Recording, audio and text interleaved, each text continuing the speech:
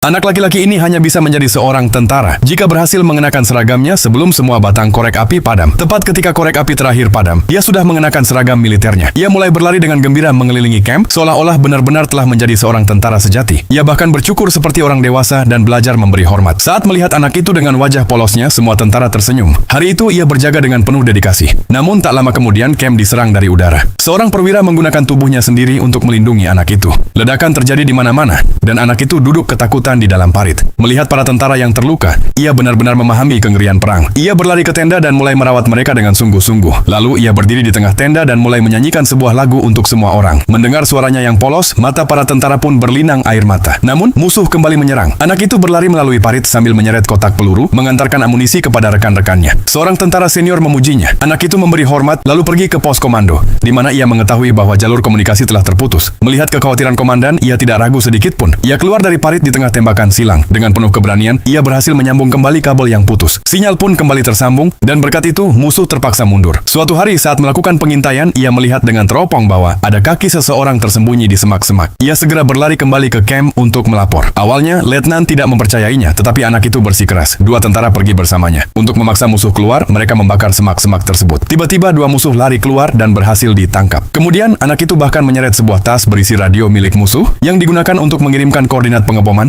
Sekali lagi, anak itu bertindak dengan berani, tetapi tidak pernah menyombongkan diri. Sebaliknya, ia dengan rendah hati meminta menjadi pengantar pesan agar bisa menyampaikan surat kepada para tentara. Semua orang menyayangi anak manis ini. Seorang tentara bahkan menari untuknya. Namun keesokan harinya saat anak itu kembali dengan lebih banyak surat, tentara itu sudah tiada. Anak itu melepas topinya dengan diam, lalu pergi dengan hati yang hancur. Nama anak ini adalah Sergei Aleshkov, tentara termuda dalam sejarah. Setelah perang berakhir, ia dianugerahi medali pahlawan.